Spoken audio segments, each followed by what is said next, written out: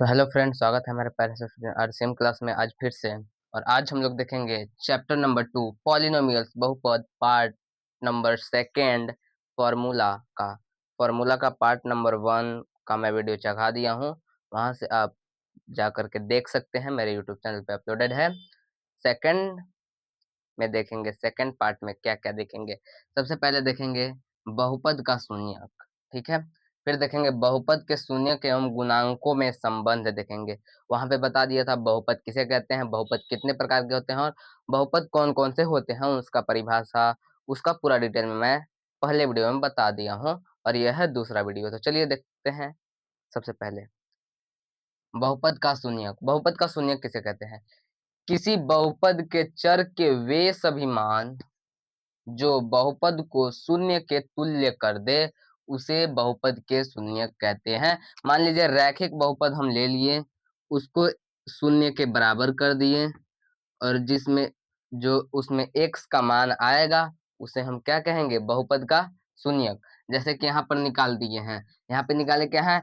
ax plus b क्या है? एक x प्लस बी का शून्यक माइनस बी बाई ए है। वो कैसे आया? x प्लस बी बराबर 0 रख दिए और x बराबर प्लस में इधर b था तो इधर आया तो माइनस में x बराबर माइनस बी बाई ए आ गया। कंप्लीटेड है, कंप्लीटेड होगा। उसके बाद देखेंगे बहुपद के शून्यक एवं गुणांक में संबंध देखेंगे। तो देखिए यहाँ पे रैखिक बहुपद किसे?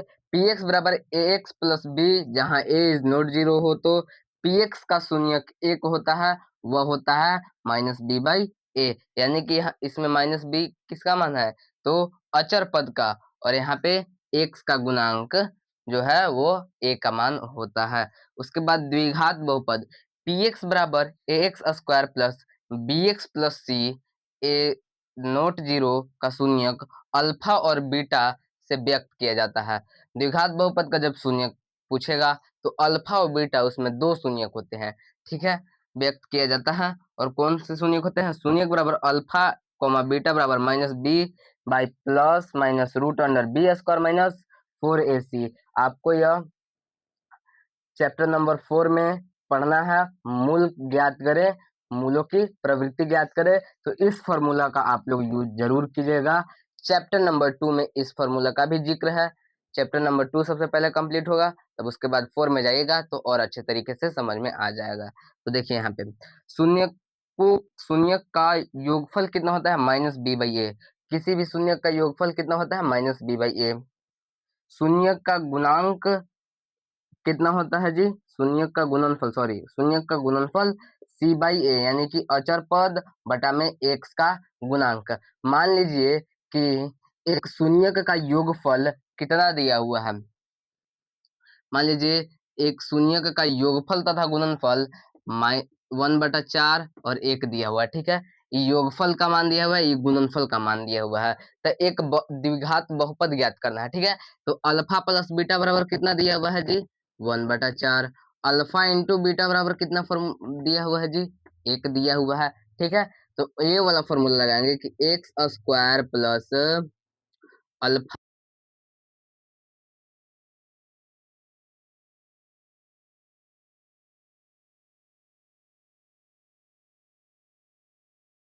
बाई 4 है 1/4 और एक्स है तो x plus alpha into beta का मान 1 है। अब इस 4 जो है वो सबसे मल्टीप्लाई हो जाएगा, एक्स प्लस 4।